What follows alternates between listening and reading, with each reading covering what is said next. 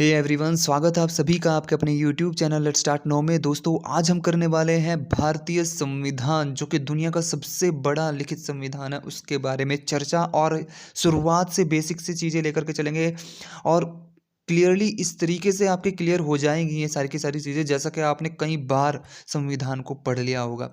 ठीक है, एक ही वीडियो आपको संविधान को बिल्कुल क्लियरली एक एक चीज़ को पूरी एक्सप्लेनेशन के साथ यहाँ पर कराया जाएगा। R O exam, UP police constable या एसआई की अगर आप तैयारी कर रहे हो तो आपके लिए क्लास गोल्डन है, बिल्कुल गोल्डन चांस। इसको बिल्कुल भी स्किप मत करना, फुल वीडियो देखनी है। और चलिए ज़्यादा देर ना करते हुए स्टार्ट करते हैं। सबसे पहले वीडियो को लाइक कर देंगे, चैनल को सब्सक्राइब कर देंगे और अगर बेल आइकन भी दबा देंगे, क्योंकि आने वाली वीडियोज़ की नोटिफिकेशन आपको मिल सके इसके लिए। तो चलिए स्टार्ट करते हैं। भारतीय संविधान दुनिया का सबसे बड़ा लिखित संविधान है। सबसे पहले तो ये बात आपको पता होना चाहिए। हमारा संविधान हमारे देश की सत्ता यानी कि जो पावर है, यानी कि जो कहीं ना कहीं कंट्रोलिंग पावर होती है, किसी भी चीज़ को कंट्रोल करने की जो पावर होती है, उसको तीन पार्ट्स में डिवाइड करता है। एक तो विधायिका, कार्यपालिका, न्यायपालिका। विधायिका क्या होती है? विधायिका होती है जो भी नियम बनाए जाते हैं हम लोगों के लिए, या फिर मतलब जो मंत्री हैं या फिर जो चुने गए सांसद, एमएलए, एमपीज हैं, वो सारे के सारे जो भी नियम बनाते हैं हम लोगों के लिए, तो उनको हम कहते हैं विधायिका। और फिर जो मंत्री हैं, जो बहुत सारे जो है नेतागण हैं, जो जिनको वो फॉलो कराना है, ठीक है, जिनको वो लागू करने हैं, तो उनको कहते हैं कार्यपालिका। उसके बाद कोई भी नियम अगर लागू हुआ है या फिर कोई भी बिल अगर पास किया जा रहा है, तो न्यायपालिका उसकी व्याख्या करती है। व्याख्या करने का मतलब हम यहाँ पर समझ सकते हैं एनालिसिस करती है। ठीक है, यहाँ पर हम बात देख सकते हैं। इसके बाद अगर हम बात करें इन तीनों को भी, विधायिका को भी, कार्यपालिका को भी, न्यायपालिका को भी, तीन स्तरों में बांटा गया है, केंद्रीय स्तर, राज्य स्तर और स्थानीय में। ठीक है, इन तीनों को ही एक्सप्लेनेशन के साथ हम आगे पढ़ने वाले हैं, लेकिन अभी चलते हैं वापस से अपनी संविधान सभा के बारे में। ठीक है, सबसे पहले बात कर लेते हैं। देखो, हमारा देश जो है ना, अंग्रेजों का गुलाम रहा है एक लंबे समय तक। ठीक है, गुलामी का दंश हमारे देश ने सहा है। तो सबसे पहले संविधान सभा की मांग जो मौखिक रूप से की थी, वो बाल गंगाधर तिलक ने 1895 में 1895 में की थी। इसके बाद औपचारिक रूप से यह मांग एम एन रॉय ने की थी। अच्छा, एक और बात, 1938 में, यानी कि 1938 में जवाहरलाल नेहरू के द्वारा पांचवी बार इस मांग को उठाया गया, और पांचवी बार ये आखिरी बार थी जब हमने संविधान सभा की मांग उठाई और संविधान सभा हमें प्राप्त हुई। वास्तव में संविधान सभा हमें प्राप्त नहीं हुई थी, प्राप्त तो हुई थी एक दूसरी सभा, जिसके बारे में हम अभी बात करेंगे आगे। ठीक है, या फिर उसको आईएलसी भी बोल सकता हूँ मैं, इंडियन लेजिस्लेटिव काउंसिलिंग। वो हमें मिली थी अंग्रेजी सरकार के द्वारा। यानी कि हम अब अपनी अंतरिम सरकार, कहीं ना कहीं हमारे देश की भी एक पार्टी, हम कह सकते थे एक संसद होगी, जहाँ पर हमारे देश के लिए नियम बनाए जाएंगे। उसकी मांग सबसे आखिर में किसने की थी भाई? पंडित जवाहरलाल नेहरू ने। और सबसे पहले किसने की थी? बाल गंगाधर तिलक ने। ठीक है, अब हम बात कर लेते हैं कैबिनेट मिशन भेजी गई। अब देखो, ब्रिटेन में नए प्रधानमंत्री इटली बने, उन्होंने भारत में 1946 में कैबिनेट मिशन भेजा। कैबिनेट मिशन का मतलब क्या था? कैबिनेट मिशन को भेजने के दो कारण थे। एक तो भारत को जो है स्वतंत्र कराना है, ऑब्वियसली स्वतंत्र करना है, तो किस तरीके से उसको स्वतंत्र करेंगे, उसके लिए जब स्वतंत्र कर रहे हैं तो वहाँ पर अंतरिम सरकार को गठित करना पड़ेगा, वहाँ की कोई एक सरकार बनानी पड़ेगी। तो किस तरीके से वो सरकार बनानी है, उसकी कहीं ना कहीं चीज़ों को अप्लाई करना, उनको लागू करना, और साथ ही साथ वहाँ पर एक संविधान लागू होना चाहिए, तो उस संविधान के लिए भी संविधान सभा का गठन करना। तो ये दो मुख्य कारण जो है इसके रहे कैबिनेट मिशन के। 1946 में कैबिनेट मिशन आया था। और आपको अगर मैं बताते चलूँ कि 1940 से 1940 से मुस्लिम लीग, जो कि ये जो है मांग करने लगा था कि हमें अलग देश चाहिए, ठीक है, इस तरीके की बातें करने लगा था। तो अंग्रेज़ों के बहकावे में आ गए, अंग्रेज़ों ने उनको बहकाया, ठीक है, उनको डराया डराया या बहकाया, समझ लो, कुछ भी कह लो। तो उन्होंने उनको अपना एक अलग देश चाहिए था। वो सारी की सारी चीज़ें, किस तरीके से देश का विभाजन करना है, वो सारी की सारी योजना इस कैबिनेट मिशन में ही थी। ठीक है, तो कैबिनेट मिशन के अंदर तीन लोग आए भारत में, क्रिप्स, अलेक्जेंडर और पैंथिक लॉरेंस। ठीक है, इन्होंने 1 जुलाई 1946 में संविधान सभा के लिए पहले चुनाव कराए। अब जो चुनाव कराए उन चुनाव में बहुत सारे लोग जीते, ठीक है। 389 मेंबर्स थे जो कि जीते और संविधान सभा के सदस्य बने। अलग अलग क्षेत्रों से, अलग अलग समाज के भागों से वो लोग आए। ऐसा नहीं है कि कोई मतलब सारे के सारे आदमी थे, उसमें औरतें भी थी, दलित भी थे, स्वर्ण जाति के भी थे, मतलब हर एक जाति के वहाँ पर व्यक्ति थे। और जो है 389 लोगों को यहाँ पर रखा गया। इनमें से 296 तो निर्वाचित थे और 93 लोगों को मनोनयन किया गया था, यानी कि ऐसे ही चुना गया था इन तीनों लोगों के द्वारा, ठीक है। इसके बाद हम बात कर लेते हैं 2 सितंबर 1946 को भारत की प्रथम अंतरिम सरकार का गठन किया गया, जिसको पंडित जवाहरलाल नेहरू का नेतृत्व मिला, ठीक है। अंतरिम सरकार बना दी एक कि भाई अंदर जो भारत देश की सरकार रहेगी वो किसके अंडर में रहेगी, वो रहेगी पंडित जवाहरलाल नेहरू के अंडर में, और बहुत सारे उसके जो है कार्यवाहक मंत्रीगण भी बना दिए।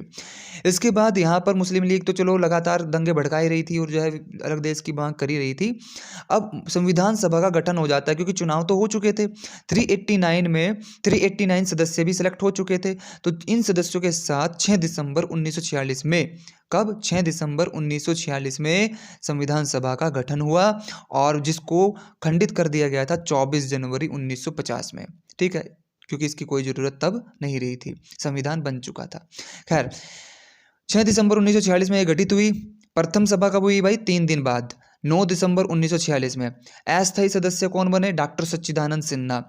11 दिसंबर को दूसरी, यानी कि 2 दिन बाद फिर से दूसरी सभा हुई और उसमें अध्यक्ष कौन बने? डॉक्टर राजेंद्र प्रसाद, और उपाध्यक्ष कौन बने? हरेंद्र कुमार मुखर्जी बने, ठीक है। वैधानिक सलाहकार भी यहाँ पर बनाए गए BN राव को। BN राव को क्या बनाया गया भाई? वैधानिक सलाहकार, और इनको अस्थायी कर दिया गया, इनको यानी कि हमेशा के लिए अस्थायी कर दिया गया इस सभा के लिए, ठीक है। इसके बाद आगे चलते हैं। तीसरी बैठक कब हुई भाई? 13 दिसंबर, यानी कि उससे 2 दिन बाद 13 दिसंबर को तीसरी बैठक हुई।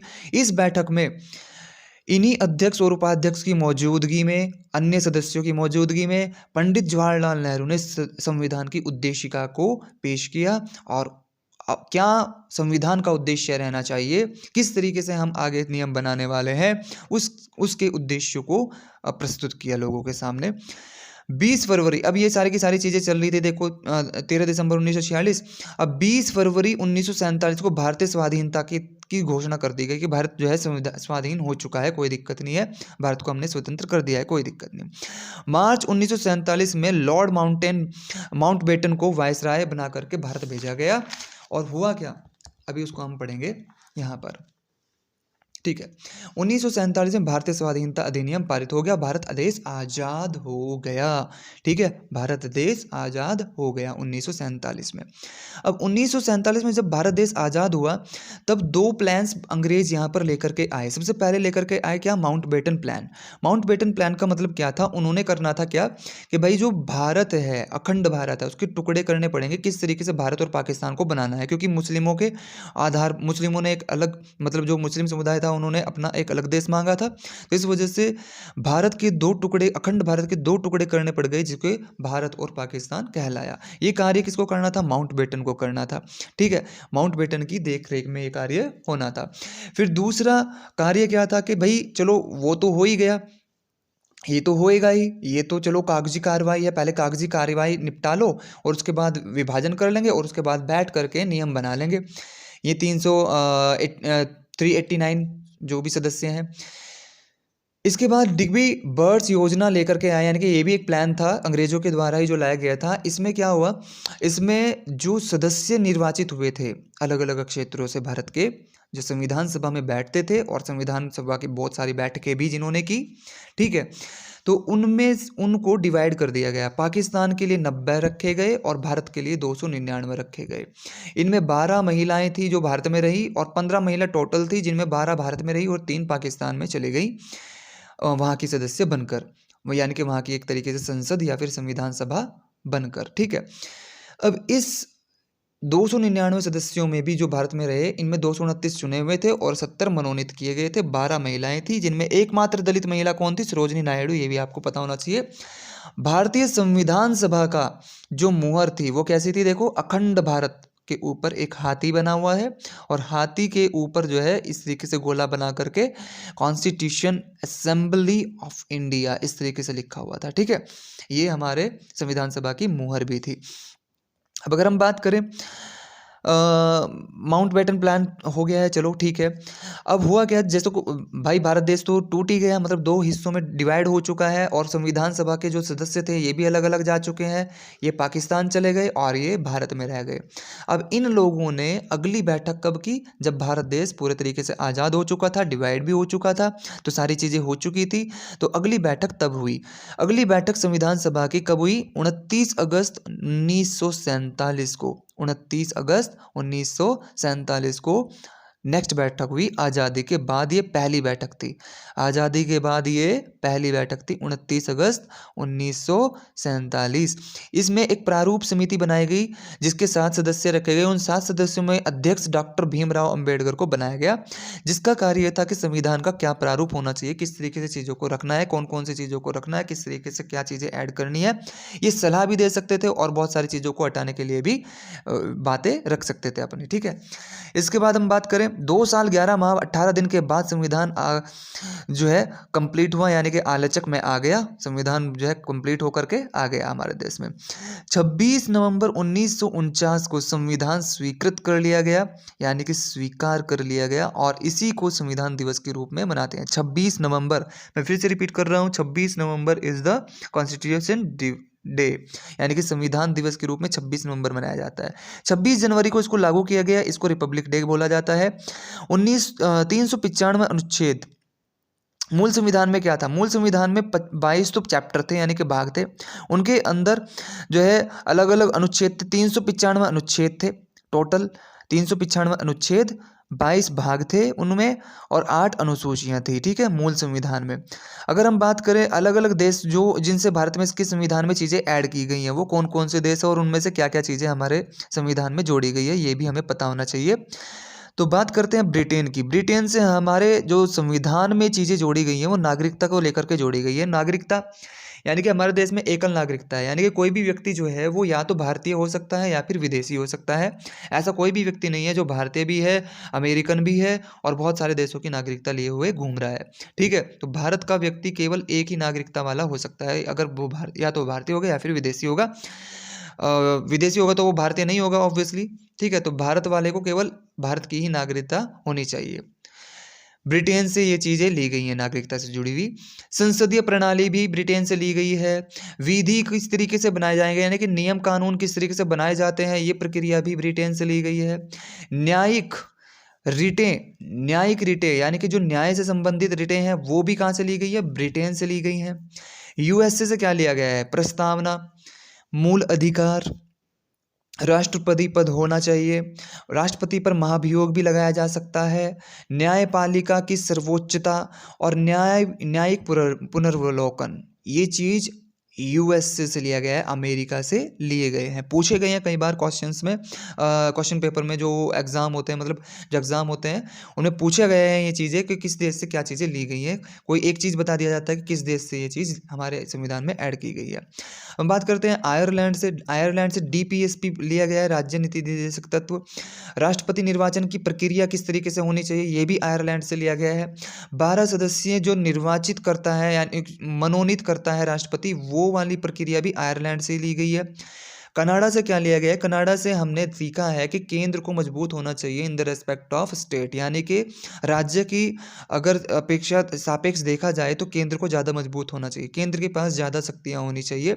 ये चीज़ हमने कनाडा से ली है। अगर हम बात करें ऑस्ट्रेलिया की, तो ऑस्ट्रेलिया से संघ एवं राज्यों के बीच कैसा संबंध होना चाहिए, इस चीज़ को हमने यहाँ पर रखा है। और राष्ट्रपति के द्वारा संयुक्त अधिवेशन बुलाया जा सकता है संसद का, लोकसभा और राज्यसभा का, वो भी यहाँ पर ऑस्ट्रेलिया से ही लिया गया है। समवर्ती सूचियाँ व्यापार के नियम, प्रस्तावना की क्या लैंग्वेज होनी चाहिए, किस तरीके से, वो सारी चीज़ें हमने क्या कहाँ से सीखी हैं, ऑस्ट्रेलिया से। ठीक है, इसके बाद फ्रांस से क्या चीज़ें ली गई हैं, गणतंत्र राज्य का विचार क्या होना चाहिए, यानी कि कोई अगर राज्य गणतंत्र है तो उसके क्या अर्थ लिए जाने चाहिए, उन अर्थों में हमने अपने देश को गणतंत्र राज्य घोषित किया है और वो अर्थ हमने फ्रांस से लिए हैं। स्वतंत्रता, समानता और बंधुत्व का जो मूल अधिकार है वो भी हमने फ्रांस से लिया है। अब इसके बाद अगर हम आगे बढ़ें, रूस रूस से हमने मूल कर्तव्य, राजनैतिक, सामाजिक और आर्थिक न्याय, ये दोनों चीज़ें रूस से आई हैं। दक्षिण अफ्रीका की अगर बात करूँ, राज्यसभा में सदस्यों का चुनाव जिस प्रकार से होता है ये दक्षिण अफ्रीका से लिया गया है। जर्मनी की अगर बात करें, आपातकाल और मूल अधिकारों को किस तरीके से खंडित किया जा सकता है, फिर निलंबित किया जा सकता है, वो सारी की सारी चीज़ें जर्मनी से हमने सीखी हैं। जापान से विधि द्वारा स्थापित प्रक्रियाएं किस तरीके से सुचारू रूप से चलानी है, वो सारी चीज़ें जापान से ली गई हैं। तो ये सारी की सारी चीज़ें आपको पता होनी चाहिए। अब चलते हैं हम अपने संविधान की तरफ। तो लेट्स स्टार्ट संविधान। तो देखिए, संविधान संविधान यानी कि समान कानून, सभी के लिए एक जैसा कानून। हमारे संविधान में 395 अनुच्छेद, भाग 22 हैं और अनुसूची 8 है। अब हम बात कर लेते हैं प्रस्तावना में क्या कहा गया है। प्रस्तावना हमारे सबसे पहले आती है संविधान की। तो प्रस्तावना में क्या कहा गया था, सबसे पहले भारत एक पंथ जो है लोकतांत्रिक और गणतंत्र राज्य है, केवल इतनी बात कही गई थी। फिर 1976 में 42वें संशोधन किया गया और इसके तहत 3 शब्द जोड़े गए, प्रभुत्व संपन्न, समाजवादी और पंथ निरपेक्ष। यानी कि भारत एक प्रभुत्व संपन्न, समाजवादी, पंथ निरपेक्ष, लोकतांत्रिक गणराज्य है, ये हमारी प्रस्तावना कहती है।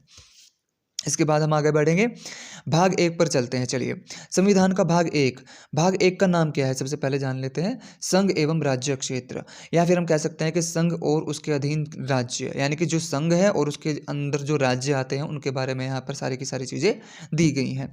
तो सबसे पहले हम बात कर लेते हैं किस तरीके की। अनुच्छेद 1 से 4 तक इसमें बताए गए हैं। अनुच्छेद 1 से 4 तक इस भाग में रखे गए हैं, याद रखेंगे। अनुच्छेद 1 से 4 तक भाग 1 में रखे गए हैं। अनुच्छेद 1 में क्या बताया गया, अनुच्छेद 1 में बताया गया है कि जो भारत है वो राज्यों का संघ है, और संघ भी कौन सा, यूनियन, यानी कि एक ऐसा संघ, यूनियन ऐसे संघ को कहते हैं जहां पर राज्य देश से अपनी मर्जी से अलग नहीं हो सकता है। यानी कि कोई राज्य अगर ये कहने लग जाए कि मैं तो अलग देश बनाऊंगा, तो वो अपनी मर्जी से अलग नहीं हो सकता है।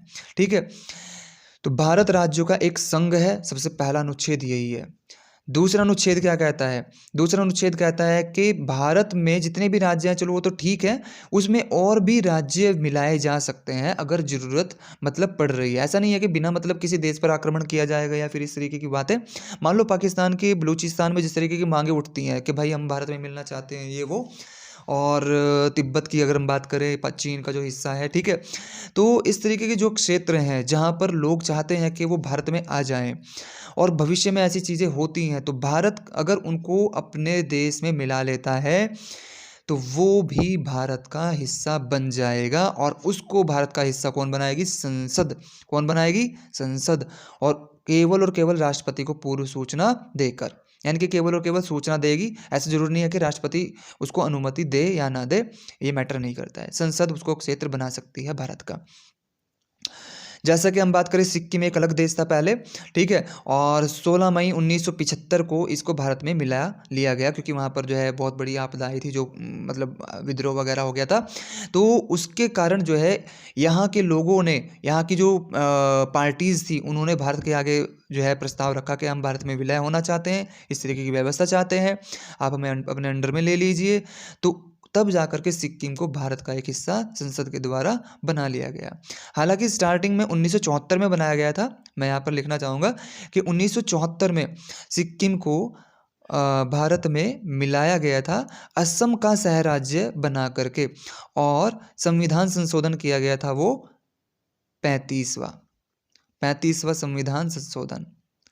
संविधान संशोधन, ठीक है। 75 में इसको अलग राज्य बना दिया गया, अलग राज्य, ठीक है, अलग राज्य।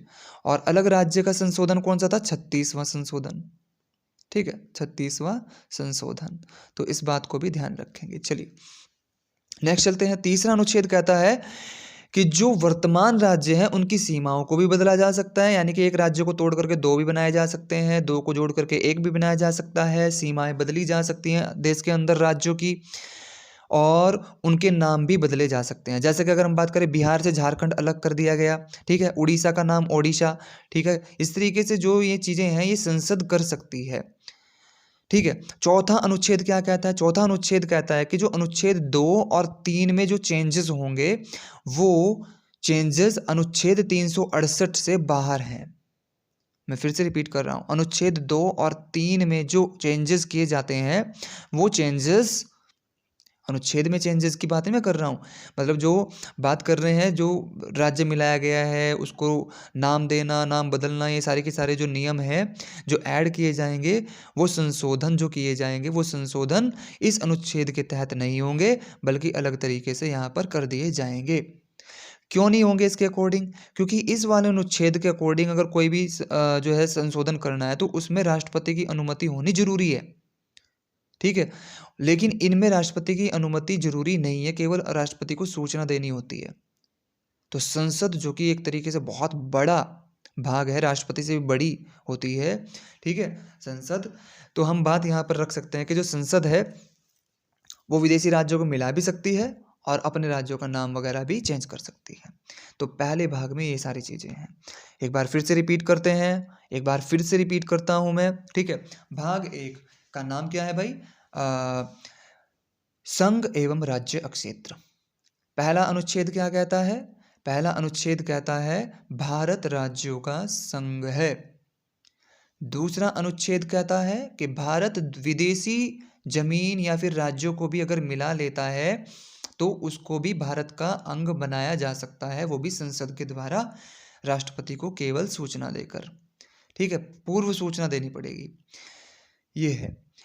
फिर तीसरा क्या कहता है? तीसरा कहता है कि देश के अंदर जितने भी राज्य हैं उनकी भी सीमाओं में फेरबदल और नामों में भी फेरबदल किया जा सकता है संसद के द्वारा, राष्ट्रपति को पूर्व सूचना देकर।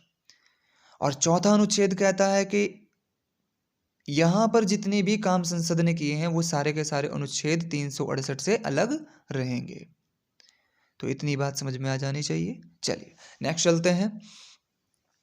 नेक्स्ट आ जाता है हमारा भाग 2। लेकिन भाग 2 को पढ़ने से पहले हम थोड़ा सा हिस्ट्री पढ़ लेते हैं राज्यों की, ठीक है, राज्यों की थोड़ी सी हिस्ट्री को भी जान लेते हैं। देखिए यहाँ पर क्या है कि भारतीय राज्यों का कुछ इतिहास देख लेते हैं। सबसे पहले हम बात करें, 1893 में अफगानिस्तान भारत से अलग किया गया था अंग्रेजों के द्वारा। डूरंड रेखा यहाँ पर खींची गई थी भारत और अफगानिस्तान के बीच में। फिर 1935 में म्यांमार को भी अलग कर दिया गया। उसके बाद 1947 में पाकिस्तान अलग हो गया, ठीक है। तो 3 बार भारत के टुकड़े किए गए अंग्रेजों के द्वारा।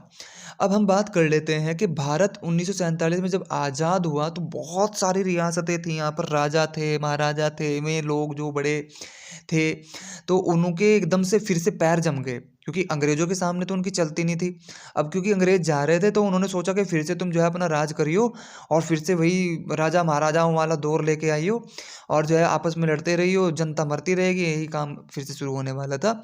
तो उन्होंने अपनी अपनी रियासतों को जो है फिर से कब्जाने की कोशिश कर ली और भारत कहीं ना कहीं एक जो संघ देश बनना चाहता था उसके जो है जो लक्ष्य थे वो कहीं ना कहीं अधूरे रह जाते। अब हम बात करते हैं, यहाँ पर 13 ऐसी रियासतें थी जो पाकिस्तान को दी गई और 552 ऐसी रियासतें थी जो भारत में आई, ठीक है। बल्कि इन 552 जो रियासतें थी, इन रियासतों को खास तौर पर अंग्रेजों ने ये बोल दिया था कि अगर आप भारत में रहना चाहते हो तो रह लो और अगर पाकिस्तान बनना चाहते हो तो पाकिस्तान बन जाओ, ठीक है। जबकि उन 13 रियासतों को ऐसा कोई भी ऑप्शन नहीं दिया गया। तो 13 रियासतें तो पक्की पाकिस्तानी बन गई, भले ही वो पाकिस्तान में रहना चाहती थी कि नहीं रहना चाहती थी। 552 रियासतों में ज़्यादातर रियासतें, अगर मैं बात करूँ, 549 रियासतें आराम से, कोई दिक्कत नहीं है, सरदार वल्लभ भाई पटेल के द्वारा जो है आसानी से मिला ली गई। बातचीत जा कर के की गई। वहाँ के जो है जो राजा थे, वहाँ के जो एक तरीके से सदस्य थे उस रियासत के, उनसे बातचीत की गई और जो है वो जो भी रियासत थी वो भारत का एक अभिन्न हिस्सा बन गई, क्योंकि वो सब जो है चाहते थे भारत का बनना, भारत होना। ठीक है, लेकिन तीन ऐसी रियासतें थी जो भारत में विलय के लिए तैयार नहीं थी: हैदराबाद, जूनागढ़ और जम्मू कश्मीर। बात करें हैदराबाद की, हैदराबाद के जो निज़ाम थे वो पाकिस्तान बनना चाहते थे। वो कहते थे कि भाई जैसे बांग्लादेश को वहीं पे पाकिस्तान बना दिया, और जो है एक पाकिस्तान उस तरफ बन चुका है, तो एक पाकिस्तान हमें यहीं पर बना दो, हमें कहीं पर जाने की ज़रूरत नहीं है, हमें पाकिस्तान में बनना है और हम यहीं पर पाकिस्तान बनाएंगे। तो ऐसे तो भाई गड़बड़ हो जाती, भाई तीन तीन पाकिस्तान को कैसे झेलते हैं हम, एक ही पाकिस्तान को नहीं झेल पा रहे हैं। ठीक है, मतलब झेल तो पा रहे हैं, लेकिन क्या है कि पाकिस्तान गड़बड़ तो करता ही रहता है। ठीक है, फिर उसको जो है दवाई खुराक देनी पड़ती है बार बार, तो समस्या ये है। तो क्या है कि तीन जगह अगर पाकिस्तान हो जाता फिर तो ज़्यादा समस्या हो जाती। तो सरदार पटेल ने वहाँ पर ऑपरेशन पोलो स्टार्ट किया, और ऑपरेशन पोलो के तहत वहाँ के जो है जितनी भी सेना थी, जितने भी निजाम पिजाम थे, उन सबको उखाड़ कर फेंक दिया और उसको भारत में विलय कर लिया। इसके बाद बात कर लेते हैं जूनागढ़। जूनागढ़ जो कि हालांकि वहाँ की जो जनता थी वो हिंदू थी, ठीक है, लेकिन वहाँ का जो शासक था वो मुस्लिम था।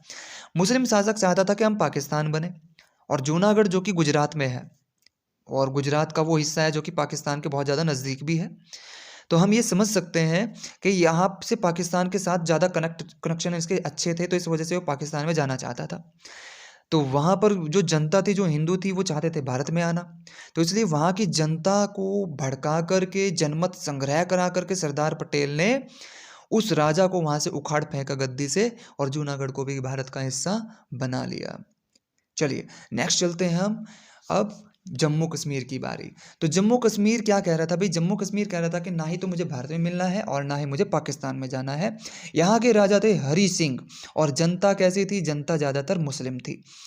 तो जो जनता थी वो पाकिस्तान जाना चाहती थी, लेकिन हरी सिंह हिंदुस्तान नहीं आना चाहते थे, बल्कि ये एक अलग देश चाहते थे।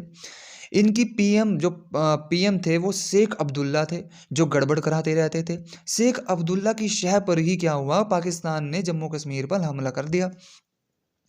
हमला किया, अब राजा के प्राण जो है संकट में आए। राजा जो है दौड़ते दौड़ते भारत आया। भारत आकर के जो है सरदार पटेल से बात की, सरदार पटेल से सॉरी नहीं, किससे बात की, पंडित जवाहरलाल नेहरू, क्योंकि यहाँ के प्रमुख कौन थे उस टाइम पे, पंडित जवाहरलाल नेहरू ही यहाँ के जो है प्रमुख थे। ठीक है, पंडित जवाहरलाल नेहरू ही यहाँ के क्या थे भाई, प्रमुख थे। तो पंडित जवाहरलाल नेहरू से बात की, और पंडित जवाहरलाल नेहरू ने यहाँ पर हरी सिंह को हेल्प करने के बदले में जम्मू कश्मीर का विलय भारत में बोल दिया कि आपको जो है भारत में विलय होना पड़ेगा और हस्ताक्षर करने पड़ेंगे विलय पत्र पर। तब जाकर के उन्होंने विलय पत्र पर साइन किए, और 26 अक्टूबर 1947 को जम्मू कश्मीर जो कि कहीं ना कहीं एक अलग हिस्सा था, वो भारत का हिस्सा बन गया। हालांकि एक गलती रही, जो हमारे प्रथम प्रधानमंत्री जवाहरलाल नेहरू थे, उनकी एक गलती रही कि उन्होंने जो है ना, जो आक्रमण किया था पाकिस्तान ने, उस टाइम पे काफ़ी अंदर तक पाकिस्तान की सेना घुस चुकी थी। हमको चाहिए क्या था कि उस सेना को काफ़ी पीछे तक हटा करके वापस तक पूरा इलाका छुड़ाते और उसको भारत में विलय करते। लेकिन हुआ क्या कि बहुत सारा प्रेशर था, और इंटरनेशनली प्रेशर भी था, और गरीबी भी थी, बहुत सारी चीज़ों को देखना था। तो उन चीज़ों को देखते हुए उन्होंने लड़ाई की, लेकिन लड़ाई को एक स्थिति तक रोक दिया, और कुछ हिस्सा अभी भी पाकिस्तान के पास ही अधिकृत है, जिसको पीओके के नाम से जाना जाता है। अब हम बात कर लेते हैं, टोटल 552 रियासतें थी। ठीक है, टोटल 552 रियासतें थी, एक बड़ा देश बन चुका था। अब इस इतने बड़े देश को किस तरीके से कंट्रोल करे, तो 4 पार्ट्स में अंग्रेजों के द्वारा इसको बांटा गया, ABCD, जैसा कि आप देख भी रहे हैं। ठीक है, ABCD जैसा कि आप देख भी रहे हैं। अब मैं देख लूँ अपना पेन, कहाँ गया भाई। ठीक है, चलो, तो ABCD 4 भागों में बांटा गया। ए पार्ट में 9 राज्य रखे गए, बी प्रांत में 9 रियासतें, सी पार्ट में 10 रियासतें या फिर प्रांत भी बोल सकते हैं, डी पार्ट में जो है यूनियन टेरिटरीज रखी गई। ठीक है, यहाँ उस टाइम पे केवल एक ही था, अंडमान निकोबार। ठीक है, उस टाइम पे कितने थे? केवल अंडमान और निकोबार। हालांकि 1961 में जो है गोवा को भी भारत में मिलाया गया था पुर्तगालियों से छुड़ा करके। तो बहुत सारी चीज़ें चलती रही आगे भी। खैर, उस टाइम पे अगर हम बात करें यूनियन टेरिटरीज केवल एक ही थी, अंडमान निकोबार।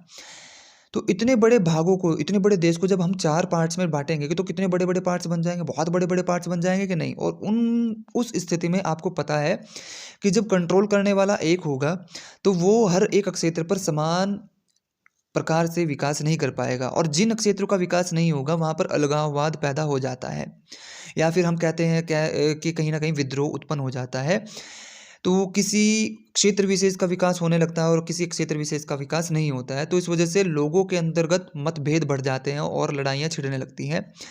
तो हुआ क्या, वही चीज़ें भारत में भी चलने लगी, और भाषाई तौर पर विकास कहीं न कहीं बँट चुका था। उस वजह से भाषाई तौर पर ही लड़ाइयाँ होनी शुरू हो गई, और कहने लगे, लोगों के अंदर ये भावना आई कि भाषाई आधार पर जो है राज्यों को अलग-अलग किया जाना चाहिए। तो इसके बारे में एस्केधर समिति, जेवीपी समिति, 2 समितियाँ बनाई गई। मैं सिर्फ़ 2 समितियों के नाम दे रहा हूँ, एस्केधर समिति और जेवीपी समिति, जो कि 1948 में बनकर के तैयार हुई।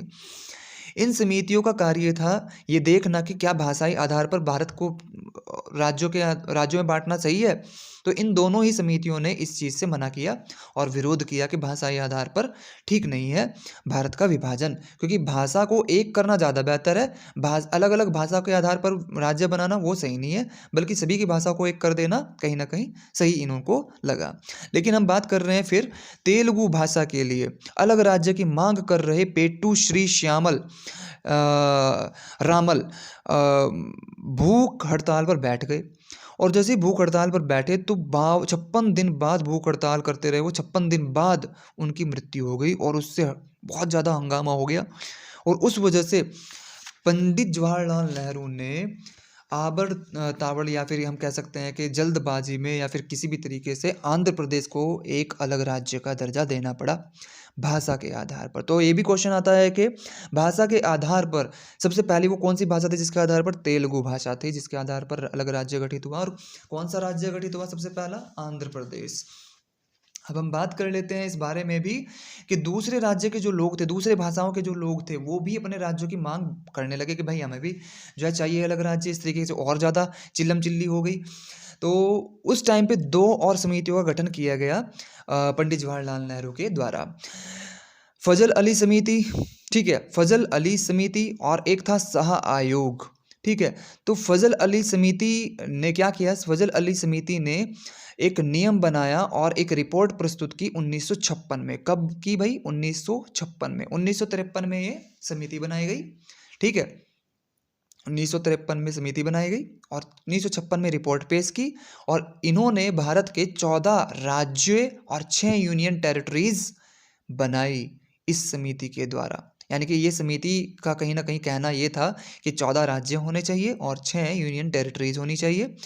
और इन्हीं को ध्यान में रखते हुए 7वां संविधान संशोधन हुआ, जिन पर भारत के 14 राज्य बना दिए गए और केंद्र शासित राज्य 6 बना दिए गए। ठीक है, 7वें संविधान संशोधन के द्वारा 14 तो राज्य बना दिए गए और 6 यूनियन टेरिटरीज बना दी गई। इसके बाद अगर हम बात करें, पेप्सू नाम से जाना जाता था एक प्रांत। बताओ कौन सा नाम प्रांत था जिसको पेप्सू नाम से जाना जाता था? तो उस टाइम पे एक बड़ा प्रांत था जिसको पेप्सू नाम से जाना जाता था। पेप्सू प्रांत हरियाणा, पंजाब, हिमाचल प्रदेश, ये वाला क्षेत्र को हम पेप्सू प्रांत कहा पहले कहते थे। तो शाह आयोग जो कि गठित हुआ, उन्होंने इसी पर काम किया, पेप्सू क्षेत्र पर ही काम किया। वहाँ पर भी क्योंकि बहुत ज़्यादा समस्याएं क्रिएट हो रही थी भाषा के आधार पर, तो शाह आयोग 1966, पूरे कब? 10 साल बाद, पूरे 10 साल बाद। ठीक है, 7वां संशोधन 1956 में ही हो लिया था। तो उससे 10 साल बाद शाह आयोग आया 1966 में। हिंदी भाषा को हरियाणा राज्य घोषित किया, पंजाबी को पंजाब, पर्वतीय क्षेत्र को हिमाचल, और विवादित क्षेत्र जिसमें सभी आ रहे थे उनको उसको चंडीगढ़ घोषित कर दिया गया, जो कि एक यूनियन टेरिटरीज बनी। अगर हम बात करें यहाँ पर अब भाग 2 की, ठीक है, तो भाग 2 को अब हम पढ़ लेते हैं संविधान के। चलो, भाग 2 को पढ़ने से पहले ना, तो सबसे पहले तो वीडियो को लाइक कर दो, चैनल को सब्सक्राइब कर दो अगर अभी तक नहीं किया है, क्योंकि ये आदत ठीक नहीं है। वीडियो को लाइक कर देना जरूरी है। ठीक है, या क्योंकि अगर इतनी मेहनत कोई कर रहा है तो उसके लिए इतना तो बनता ही है। दूसरी चीज़ क्या है देखो, भाग 1 में हमने क्या-क्या पढ़ा, मैं फिर से रिपीट कर रहा हूँ। भाग 1 संघ और राज्य क्षेत्र के बारे में है। सबसे पहला पार्ट कहता है भारत राज्यों का एक संघ होगा। दूसरा पार्ट कहता है विदेशी क्षेत्रों को भी भारत में मिलाया जा सकता है संसद के द्वारा, राष्ट्रपति को पूर्व सूचना देकर।